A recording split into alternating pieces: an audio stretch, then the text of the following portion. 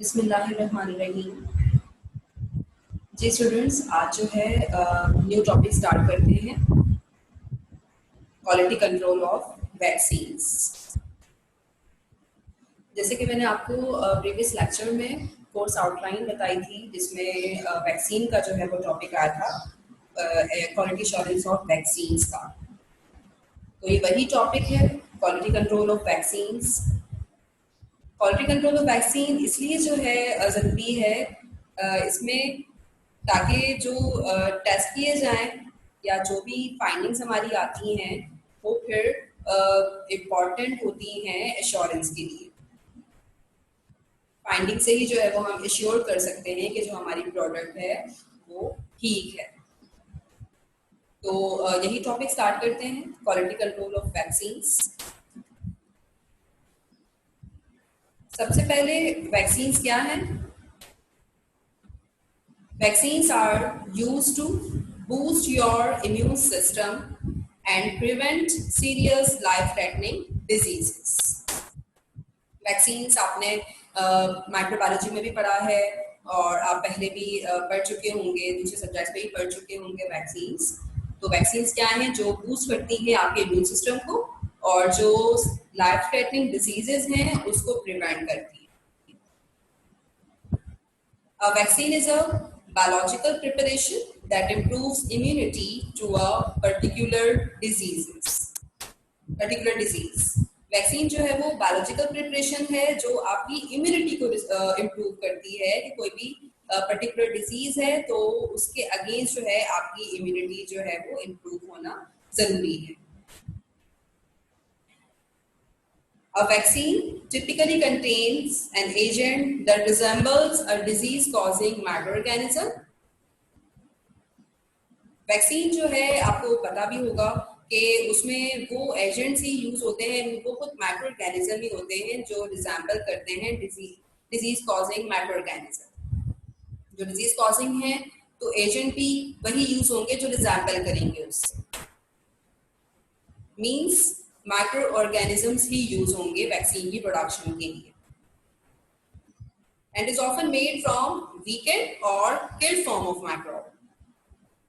मतलब इसमें जो हम जो माइक्रोऑर्गेनिज्म लेते हैं वो वीकेंड फॉर्म होगी या किल्ड फॉर्म होगी माइक्रोऑर्गेनिज्म की, या उसके टॉक्सिन्स भी हो सकते हैं या उसका कोई सरफेस प्रोटीन भी हो सकता है। And is often made from weakened or killed form of microbe, its toxins or one of its surface proteins.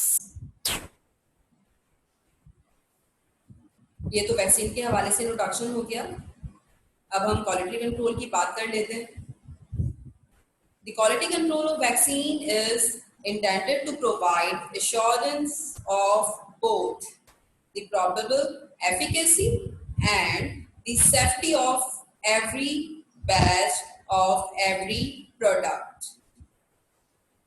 Quality control इसीलिए ही किया जाता है ताकि वो एश्योरेंस जो है वो प्रोवाइड कर सके उसकी एफिकेसी और सेफ्टी के अकॉर्डिंग। जो भी बैच है किसी भी प्रोडक्ट का, उसकी एफिकेसी और सेफ्टी चेक की जाती है और जो भी रिकॉर्ड उसका आता है, जो रिजल्ट्स आते हैं या उसकी जो फाइंडिंग्स आती हैं, उसी के अकॉर्डिंग जो है एश्योरेंस दी जाती है। तो वो डिपेंड करेगा प्रोडक्ट की एफिकेसी पे और सेफ्टी पे। It is executed in 3 ways। 3 ways है इसके एग्जीक्यूट करने के लिए। First one, in process control, final product control, and a requirement that for each product the starting material, intermediates, final product and processing methods are consistent. Quality control है, ठीक है, तो उसमें जो है उसमें दूसरे फैक्टर्स भी आ जाएंगे। इसमें हम बात करें इन प्रोसेस कंट्रोल की। इन प्रोसेस कंट्रोल जो प्रोसेस के दौरान ही जो चेक करना है, जो मॉनिटर करना है, वो सब इन प्रोसेस कंट्रोल में आ जाएगा। फाइनल प्रोडक्ट कंट्रोल, जो अगर हमारी प्रोडक्ट बन गई, अब फाइनल प्रोडक्ट कंट्रोल उसमें आ जाएगा। और दूसरी बात ये है कि requirements that for each product the starting materials, intermediates, final product and processing methods are consistent.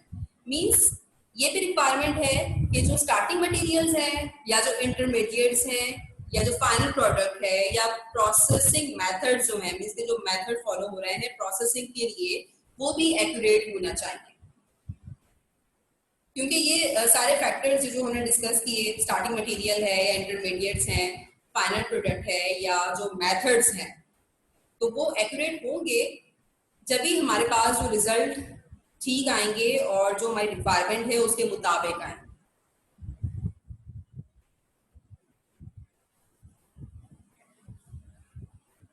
The results of all quality control tests must be recorded in detail and authorized by a qualified person.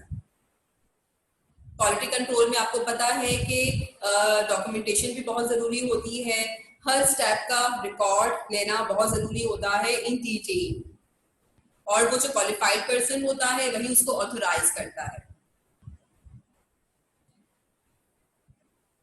As in those countries in which the manufacture of vaccine is regulated by law, they are part of the evidence on which control authorities judge the acceptability or otherwise of each batch of each preparation. Record maintain करना भी जरूरी है, क्योंकि ये सब evidence होंगे basically, जो आपकी प्रोडक्ट होगी, जो आपको मैंने बताया था उसकी सेफ्टी है, एफिकेसी है, तो वो जो रिकॉर्ड में मौजूद होगा उस रिकॉर्ड के ही बेस पे जो है वो फैसला किया जाएगा कि वो प्रोडक्ट जो है वो एक्सेप्टेबल है या नहीं। तो जितने भी क्वालिटी कंट्रोल टेस्ट के जो फाइंडिंग्स आएंगी, रिजल्ट्स आएंगे, उनका रिकॉर्ड रखना बहुत जरूरी होता है, क्योंकि उसकी एक्सेप्टेबिलिटी के लिए जो है वो देखा जाता है कि उससे रिजल्ट्स क्या आए हैं। इसीलिए जो है हम क्वालिटी कंट्रोल करते हैं वैक्सीन्स का। अगर हमें प्रोडक्ट कोई भी नई जो है वो वैक्सीन जो है वो बन रही है, या अगर हमें चेक करना है कि उसकी एफिकेसी या सेफ्टी वैसे ही है जो पहले से स्टैंडर्ड वैक्सीन मौजूद है, तो वो सब करने के लिए रिकॉर्ड मेंटेन करना जरूरी होता है।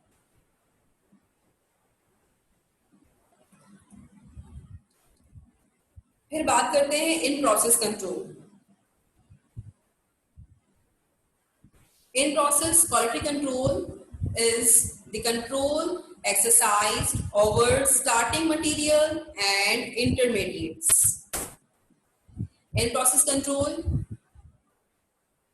बेसिकली ये होता है कि प्रोसेस के दौरान जो है आपने मॉनिटर करना है, और प्रोसेस के दौरान जो है वो आपका स्टार्टिंग मटेरियल आ जाता है और आपके इंटरमीडिएट्स आ जाते हैं।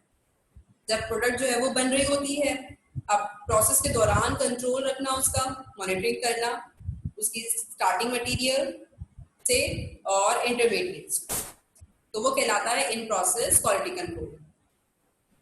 In process quality control is the control exercised over starting materials and intermediates. Its importance stems from the opportunities that it provides for the examination of a product at the stages in its manufacture at which testing is most likely to provide the most meaningful information. इससे फायदा ये होगा कि starting material है जो आपके जो आया है उस प्रोडक्ट के लिए, और जिस तरह प्रोसेस जो हो रहा है उसके दौरान मॉनिटरिंग का यही फायदा होगा कि आपको एक मीनिंगफुल इंफॉर्मेशन मिल सकती है। इन प्रोसेस कंट्रोल, प्रोसेस के दौरान ही अगर हमने किसी चीज को कंट्रोल कर लिया तो आपकी जो उसका इम्पैक्ट आएगा आपकी प्रोडक्ट, इसीलिए उसको इन प्रोसेस कंट्रोल कहा जाता है, क्योंकि वो फिर एक मीनिंगफुल इंफॉर्मेशन प्रोवाइड करेगा।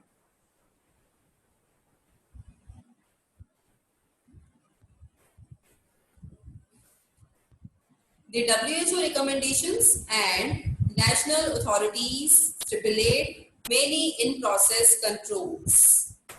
ठीक है, मीन्स के जो WHO recommendations हैं और जो नेशनल अथॉरिटीज हैं वो डिमांड करती हैं इन प्रोसेस कंट्रोल्स को, but manufacturers often perform tests in excess of those stipulated.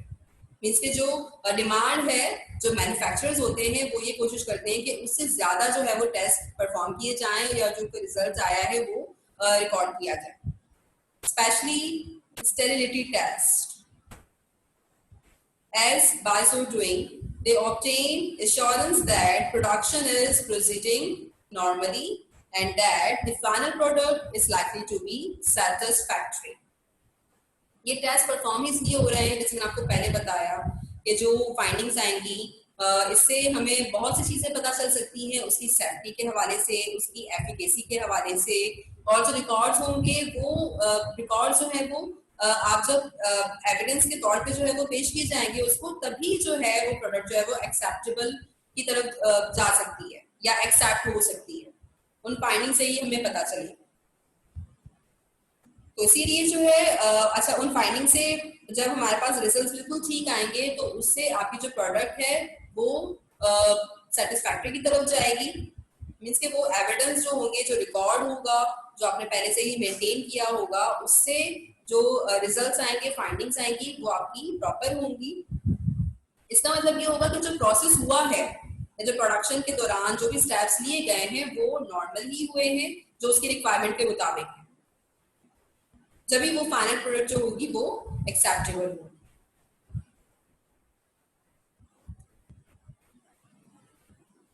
ठीक है, पहले तो इन प्रोसेस कंट्रोल की बात हो गई. अब है फाइनल प्रोडक्ट कंट्रोल.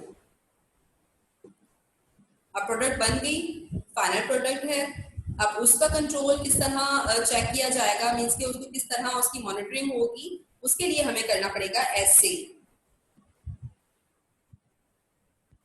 ताकि उसका इफेक्ट मालूम कर सके. जो भी फाइनल प्रोडक्ट है उसका इफेक्ट चेक किया जाए कि उसका इफेक्ट कैसा आ रहा है, हमारी रिक्वायरमेंट के मुताबिक है या नहीं है, या हम अगर उसको किसी स्टैंडर्ड से कंपेयर कर रहे हैं तो क्या उसका वही इफेक्ट आ रहा है जो एक स्टैंडर्ड वैक्सीन का आ रहा है. तो वो सब फाइनल प्रोडक्ट कंट्रोल में चेक किया जाएगा. Vaccines containing kill microorganisms or their products are generally tested for potency in assays. जैसे आपको मैंने पहले ही बताया कि वैक्सीन्स में जो है वो किल फॉर्म यूज होगी, वेकेंट फॉर्म यूज होगी. अभी हम बात करते हैं किल माइक्रोऑर्गेनिज्म की या उसके प्रोडक्ट्स की, जिसमें उसकी पोटेंसी चेक की जाएगी एसे के through, in which the amount of the vaccine that is required to protect animals from a defined challenge dose of the appropriate pathogen or its product. Final product control के लिए ऐसे किया जाता है. और अगर वैक्सीन जो है उसमें किल माइक्रोऑर्गेनिज्म प्रेजेंट है तो उसकी जो है वो पोटेंसी चेक की जाएगी. और पोटेंसी क्या है, बेसिकली जो अमाउंट यूज होगा वैक्सीन में जो प्रोटेक्ट करेगा एनिमल को किसी खास पैथोजन से, मतलब जिस पर्पस के लिए हम वो वैक्सीन यूज कर रहे हैं, जाहिर है वो किसी ना किसी एक स्पेसिफिक पैथोजन यूज किया जाएगा. अब उसके लिए जो अमाउंट जो दिया जाएगा उस वैक्सीन के थ्रू, तो उसकी पोटेंसी चेक की जाएगी कि उसका इफेक्ट क्या आ रहा है.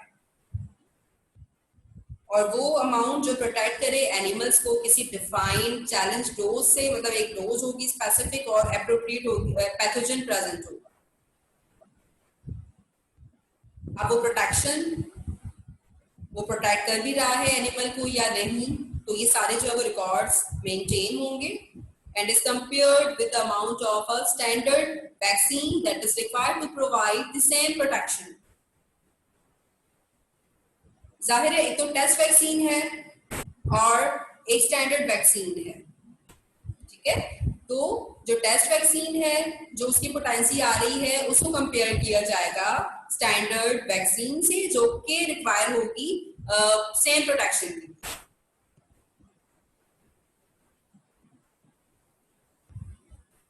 अब इसके स्टेप्स देख लेते हैं, प्रोसेस देख लेते हैं कि किस तरह इसका प्रोसेस किया जाएगा.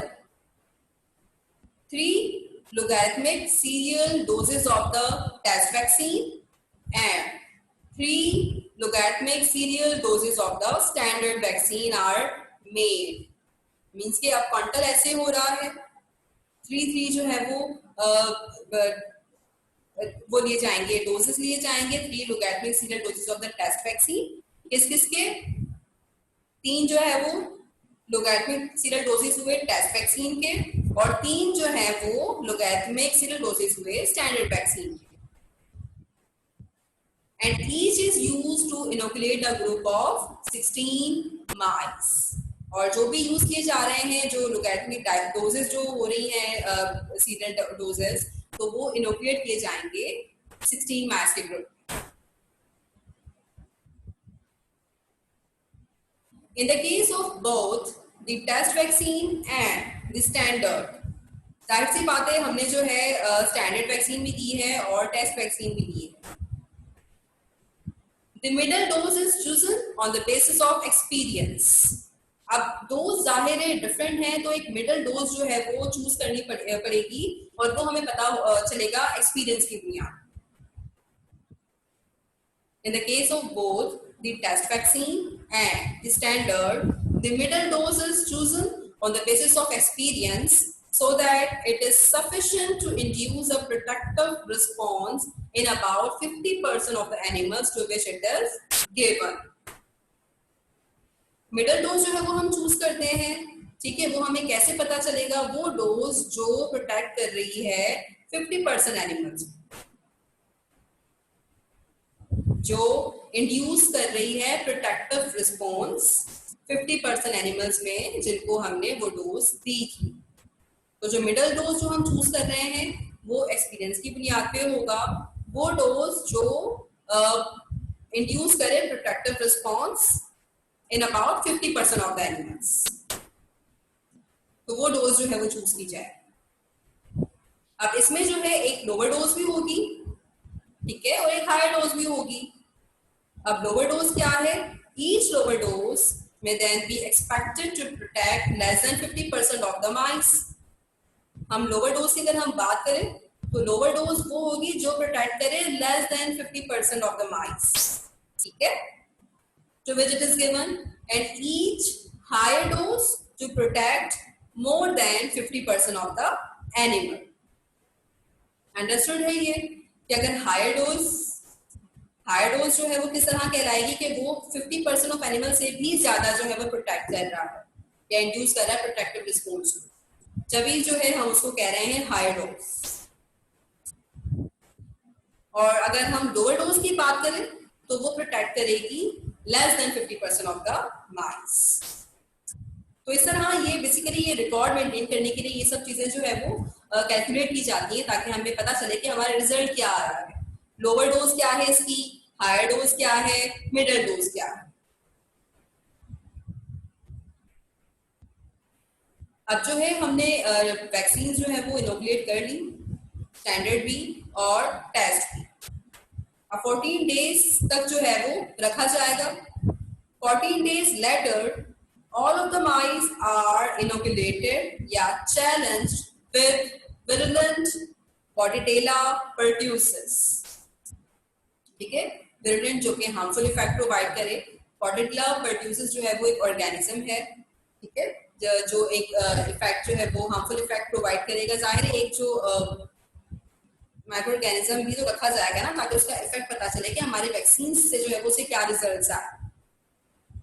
तो वो 14 डेज लेटर मीन्स के पहले जो हमने टेस्ट वैक्सीन और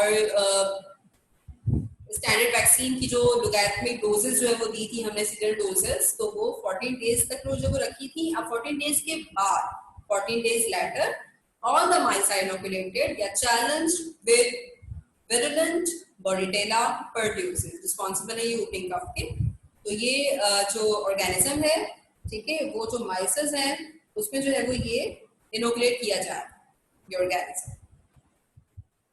एंड आफ्टर फर्दर 14 डेज, पहले तो हमने वैक्सीन दी थी, 14 डेज के लिए रखा। अब जो है 14 डेज के बाद हमने ऑर्गेनिज्म जो है वो इनोकुलेट किया। ऑर्गेनिज्म इनोकुलेट करने के बाद जो है फिर फर्दर उसको जो है वो हम 14 डेज के, फिर अब उस 14 दिनों के बाद जो है अब जो है वो रिस्पॉन्स चेक किया जाएगा। The number of mice surviving in each of the 6 group is counted. फिर उन 14 डेज के बाद जो माइस जो सरवाइव कर गए हैं उन सिस ग्रुप में वो काउंट किए जाएंगे। ठीक है, इस पूरे एक ओवरव्यू ये है स्टेप का कि टेस्ट वैक्सीन यूज होंगी, स्टैंडर्ड वैक्सीन यूज होंगी। ठीक है, और चाहे टेस्ट वैक्सीन हो चाहे स्टैंडर्ड वैक्सीन हो, उसकी तीन तीन लोगैरिथमिक सीरियल डोसेज जो है वो यूज की जाएंगी और जो माइसेस होंगे वो 16 माइस होंगे। ठीक है, फिर मैंने बात की थी मिडल डोज की, हाई डोज की और लोअर डोज की, क्योंकि मैंने आपको पहले ही बताया कि रिकॉर्ड मेंटेन करना जरूरी है। हर स्टेप का जो है रिकॉर्ड आएगा, जब तो हम उसकी lower dose, high dose, middle dose मालूम कर पाएंगे ना, जब हम एक्सपेरिमेंट करके देखेंगे। तो मिडल डोज क्या है, जो सफिशिएंट हो कि वो प्रोटेक्टिव रिस्पांस इंड्यूस करे 50% ऑफ एनिमल में, वो मिडल डोज कहलाएगी। और जो लोअर डोज होगी वो क्या है कि वो जो इंड्यूस करे protective response less than 50% of the माइस, वो लोअर डोज कहलाएगी। और अगर हम हाई डोज की बात करें तो वो प्रोटेक्ट करेगी more than 50% of the animals. तो ये सारे जो है वो वैक्सीन जो पहले हमने लोगैरिथमिक सीरियल डोजेस दी, स्टैंडर्ड की और टेस्ट की। उसके बाद फिर 14 डेज लेटर, वैक्सीन देने के बाद 14 डेज तक जो है वो रखना होगा। और उसके बाद जो है हम जो है वो एक इनोकुलेट करेंगे एक माइक्रो ऑर्गेनिज्म को, ताकि उसका इफेक्ट पता चल सके। उसके लिए जो है वो बॉर्डेटेला परट्यूसिस लिया, आप इनोकुलेट कर लिया ये ऑर्गेनिज्म। अब उसके फिर 14 दिन बाद जो है हम काउंट करेंगे जो उन माइस को जो सर्वाइव कर गए in each of the 6 groups is counted.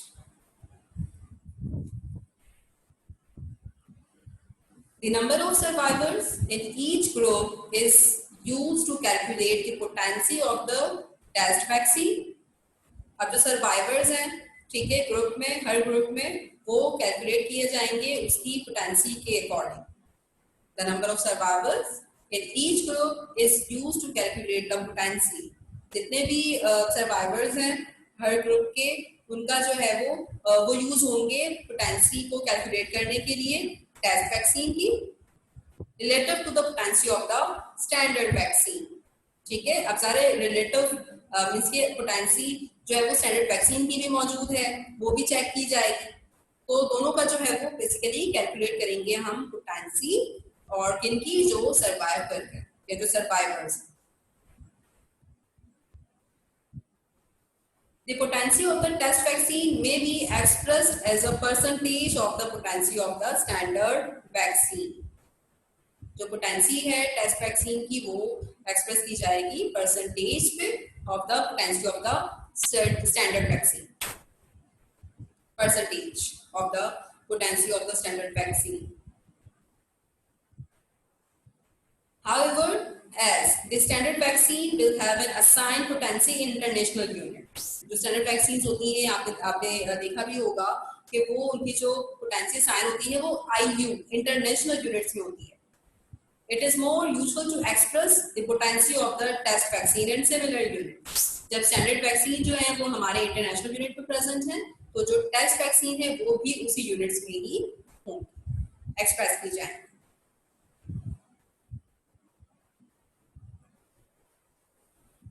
अब हम बात करते हैं लाइव माइक्रो ऑर्गेनिज्म की। वो तो क्लियर था, लेकिन अभी यहाँ पे हम बात करते हैं live vaccine containing live microorganisms are generally tested for potency by determining their content of viable particle.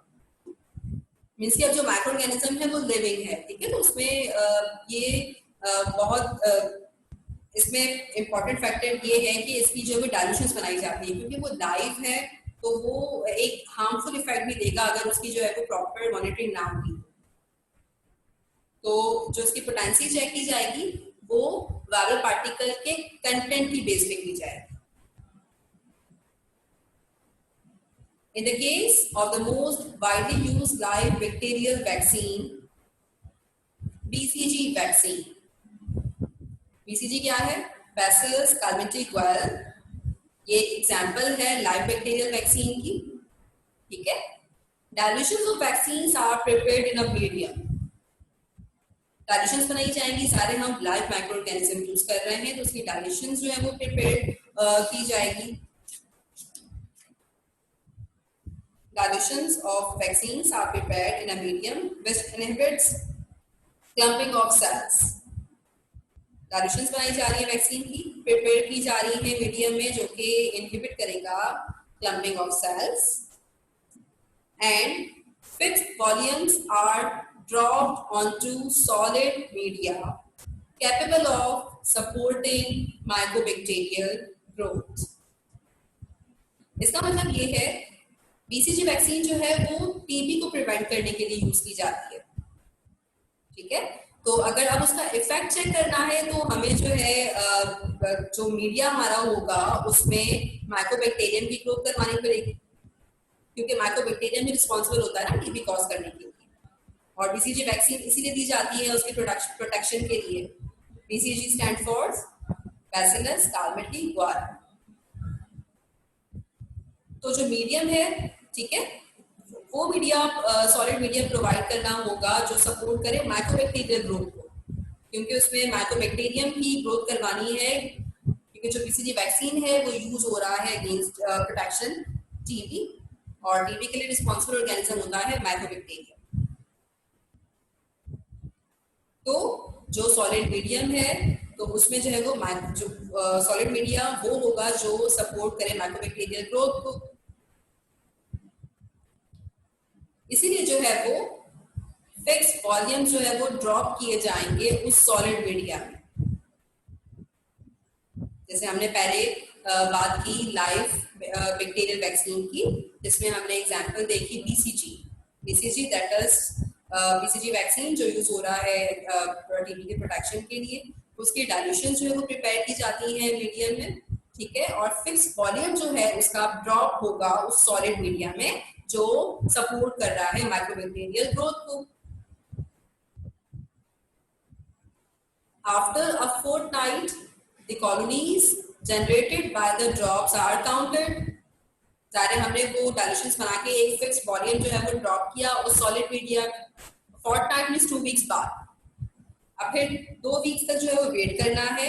उस 2 वीक्स बाद जो है अब हमें कॉलोनीज जो जनरेट होंगी जाहिर है उस ड्रॉप से वो काउंट करेंगे जो हमने डायल्यूशन से बनाए.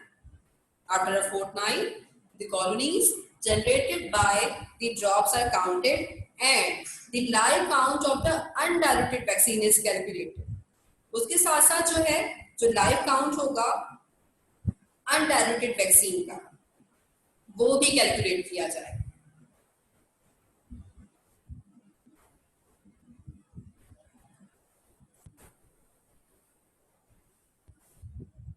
The potency of live viral vaccines is estimated in much the same way.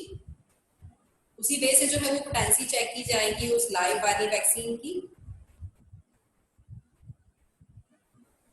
Dilutions of vaccines are inoculated onto tissue culture monolayer in petri dishes or in plastic trays.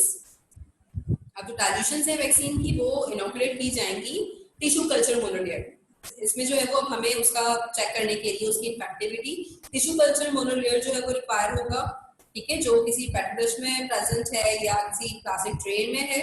तो dilution of vaccine inoculate की जाएंगी उस tissue culture monolayer.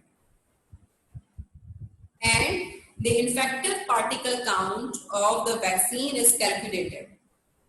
जो infective particle count होगा vaccine का वो calculate किया जाएगा from the infectivity of the dilutions. ठीक है, जो डायल्यूशंस जो बनाई थी उस इन्फेक्टिविटी से, जो डायल्यूशंस की इन्फेक्टिविटी होगी उसी से जो है हम क्या करेंगे इन्फेक्टिव पार्टिकल काउंट जो है वैक्सीन का कैलकुलेट करेंगे from the infectivity of the dilutions as indicated. अब ये इंडिकेट कैसे होंगी? By tag formation, cytopathic effect, heme adsorption or other effect and the dilution factor involved. सारे हमने डायल्यूशन जो है वो बनाई है, उसकी जो है वो इफेक्टिविटी भी होगी, ठीक है, वो कैलकुलेट करनी पड़ेगी उस वैक्सीन की। और उसका जो जो इंडिकेशन जो हमारे पास आएंगी वो आएंगी प्लैक फॉर्मेशन से, ठीक है। प्लैक फॉर्मेशन क्या है, आपको मैंने पहले ही बताया था, plaque formation basically flare area होगा, flare area that indicates inhibition of bacterial cell. अब जो डायल्यूशन हमने बनाई थी उसकी वजह से जो इंडिकेशंस आएंगी उस डायल्यूशंस के बिहाफ पे, तो वो इफेक्ट जो हमें नजर आएगा, जो इंडिकेट करेगा, वो होगा उस प्लैक फॉर्मेशन की वजह से। मतलब वो एरिया, वो क्लियर एरिया या जो इंडिकेट करे इनहिबिशन ऑफ बैक्टीरियल सेल। और दूसरा है cytopathic effect. Cytopathic effect structural changes जो है वो आएंगी होस्ट सेल में, जो हमने टिश्यू कल्चर यूज किया था। हीम एड्सॉर्प्शन, हीम एड्सॉर्प्शन जिसमें वो एजेंट या वैक्सीन जो हम यूज कर रहे हैं या जो सब्सटेंस हम यूज कर रहे हैं वो एडहेयर होंगे या एड्सॉर्ब होंगे रेड ब्लड सेल्स की सरफेस पे। या दूसरे फैक्ट्स जो रिक्वायर होंगे स्पेसिफिक वैक्सीन के लिए वो भी चेक किए जाएंगे, और डायल्यूशन फैक्टर भी इसमें इन्वॉल्व होगा, ठीक है। तो डायल्यूशन जो वैक्सीन है, dilution of vaccines are inoculated onto tissue culture monolayers in petri dishes।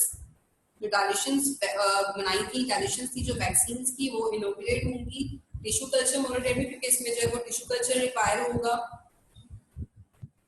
और जो इन्फेक्टिव पार्टिकल काउंट होगा वैक्सीन का वो कैलकुलेट किया जाएगा, और ये किससे होगा, from the infectivity of the dilution, ठीक है।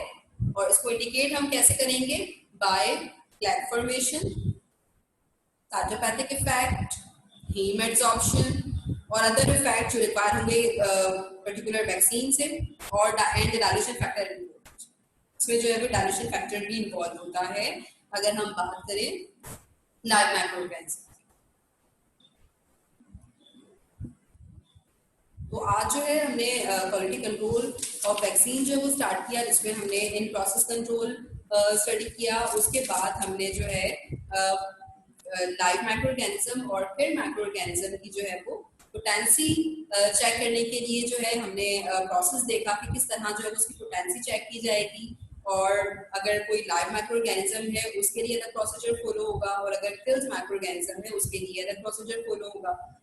मींस उसके स्टेप्स डिफरेंट होंगे, क्योंकि किल्ड माइक्रो ऑर्गेनिज्म के थ्रू जो वैक्सीन बनाई जाएगी वो डिफरेंट होती है, और जो लाइव माइक्रो ऑर्गेनिज्म जो से जो है वो वैक्सीन बनाई जाती है वो डिफरेंट होती है। तो थोड़ा बहुत जो है वो उनके प्रोसेस में या प्रोसीजर में जो है वो फर्क आता है। तो वो डिफरेंस जो है वो हमने देखा, और कुछ एग्जाम्पल जो है वो हमने स्टडी की, और मेथड देखा कि कौन सा मेथड जो है वो फॉलो किया जाएगा, और किस तरह जो है हम उसका इफेक्ट या पोटेंसी चेक करेंगे। हमने डोजेस की बात की कि डोजेस किस तरह जज की जाएंगी, कि उसकी हायर डोज कैसी है, कौन सी है, मिडल डोज कौन सी है, और उसकी लोअर डोज कौन सी। और लोअर डोज हम कह रहे हैं तो वो किस बिहाफ पे कह रहे हैं, हाई डोज हम कह रहे हैं तो वो किस बिहाफ पे कह रहे हैं, हम उसकी मीडियम डोज कह रहे हैं तो हम किस बिहाफ पे कह रहे हैं। तो वो हमने सारा जो है वो आज इस टॉपिक में कवर किया है। इंशाल्लाह नेक्स्ट क्लास में सेफ्टी टेस्ट जो है वो स्टडी करेंगे।